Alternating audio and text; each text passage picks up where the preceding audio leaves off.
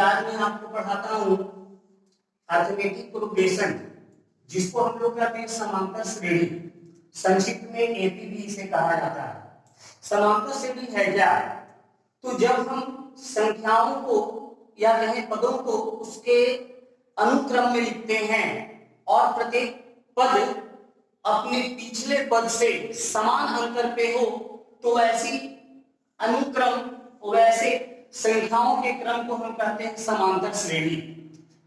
जैसे हम लिखते हैं 5, 7, 9, 11 इस तरह से। इसमें आप देख रहे हैं कि प्रत्येक दो पदों के बीच में जो अंतर है वो सभी जगहों पे समान है। तो इस तरह से ये समान अंतर होता है, तो हम ऐसे क्रमानुसार संख्याओं को हम कहते हैं समांतर श्रेणी। तो मैं आपको बता दूं कि इन समांतर श्रेणी में कुछ प्रमुख पद होते हैं जिसे हमें जानना जरूरी है। सबसे पहले जो पद प्रथम पद होता है उसे हम ए से सूचित करते हैं। दो संख्याओं के बीच में, दो पदों के बीच में जो डिफरेंस होता है जिसे हम डी से सूचित करते हैं और सार अंतर कहते हैं। उसके बाद एन फॉर नंबर, नंबर यानी संख्या।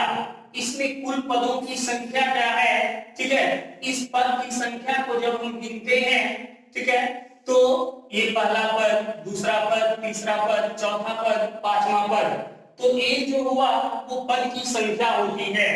और एन को हम एल से भी सूचित करते हैं, एल फॉर लास्ट यानी अंतिम पद। तो इसमें आप देख रहे हैं कि ए यानी प्रथम पद कितना है, 5 है। डी यानी दोनों के बीच में डिफरेंस कितना है, 2 है। एन फॉर नंबर यानी संख्या, 1, 2, 3, 4, 5 इस तरह से ये आपका नंबर हो गया। उसके बाद एन यानी अंतिम पद कितना है, 13 है, ठीक है। और ये ऐसे यानी इन सभी पदों को आपस में जब जोड़ा जाता है तो उसको हम एसन से सूचित करते हैं, यानी पदों की संख्याओं का योग। ए बराबर 7, डी बराबर 3, एन बराबर 8 आपको निकालना है एन। तो एन के लिए सूत्र हम यहाँ लिख चुके हैं कि एन का सूत्र होता है a plus n minus 1 into D.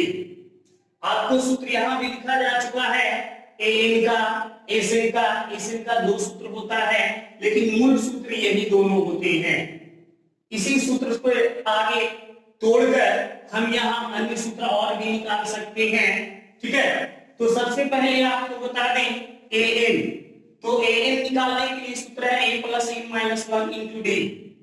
देखिए ए का वैल्यू कितना है, 7, एन का वैल्यू कितना है, 8 माइनस 1, और डी का वैल्यू कितना है, 3। तो 7 प्लस 8 में से 1 घटाएंगे कितना आएगा, 7। ये ब्रैकेट हटाने पर मल्टीप्लाई हो जाता है, यानी गुना हो जाता है, 3। तो 7 प्लस 7 21, 21 और 7 कितना आ गया, 28। इस तरह से ये आपका ए निकल गया। दूसरे प्रश्न में हम देख रहे हैं कि आपको a बराबर -18, n बराबर 10, an बराबर 0 और इसमें आपको निकालना है d। तो d के लिए सूत्र आपको यहाँ निकाल कर बताया जा चुका है, an माइनस a बटे n माइनस 1। चलिए इस सूत्र से हम d प्राप्त करते हैं। an का मान कितना है, 0, a का मान कितना है, -18। इसे हम ब्रैकेट में करेंगे क्योंकि एक माइनस यहाँ पे सूत्र का है और दूसरा माइनस इसका वैल्यू है, बटे n माइनस 1। n का मान कितना है, 10 माइनस 1। तो इस तरह से 0, ये जब हम ब्रैकेट हटाते हैं तो ये माइनस और माइनस दोनों गुना हो जाता है और माइनस माइनस गुना होकर हो जाएगा प्लस, और 10 में से 1 घटाएंगे आ जाएगा 9। तो 18 में 0 जोड़ेंगे तो 18 बटे 9 और 9 गुना 18, यानी आपका डी का मान निकल गया 2। अब हम तीसरे प्रश्न की ओर बढ़ते हैं। इसमें दिया गया है डी बराबर -3, n बराबर 18 an बराबर -5 और इसमें आपको निकालना है a का वैल्यू क्या होगा। तो देखिए a के लिए भी सूत्र आपको पहले बताया जा चुका है, n-1 इंटू d। तो a बराबर सूत्र हो जाएगा an का मान क्या है -5, इसे हम ब्रैकेट में रखेंगे। n-1 n का मान कितना है 18 -1 और d का मान कितना है -3, इसे हम मल्टीप्लाई कर देंगे। तो -5 माइनस और 18 में 1 घटाएंगे 17 मल्टीप्लाई -3।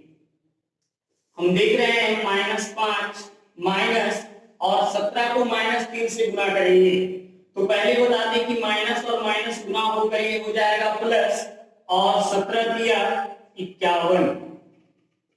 51 में अगर हम -5 को ऐड करें तो ये आपका बचेगा 46। इस तरह से आपका a बराबर निकल गया 46।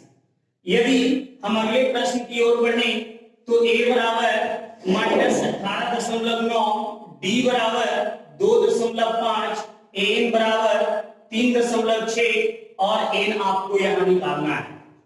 तो n का सूत्र आपको बताया जा चुका है an-a/b/1। तो हम इस सूत्र से n का मान निकाल सकते हैं। an बराबर 3.6 माइनस a बराबर -18.9 बटे d का मान है 2.5 और इधर है फिर +1। ध्यान रखिएगा +1 को सबसे अंतिम में ऐड कीजिएगा। 3.6 माइनस माइनस प्लस 18.9 बटे 2.5 प्लस 1। अब इन दोनों को ऐड करने पर आपका आ जाएगा 9 और 6 15, 15 का 5, ठीक है, में बचा 1, 8 3 11, 1 12 का 2 हाथ में 1 1 2, 22.5 प्लस में 1। अब यहां हम देख रहे हैं कि 22.5 बटा 2.5, दशमलव से दशमलव काट लेंगे और 25 नमा 225 यानी 9 और 1 10। तो इस तरह से ये आपका समांतर श्रेणी यानी एपी, जिसे हम ए डी एन और एन इन 4 पदों को बारी बारी से निकालकर हमने देखा।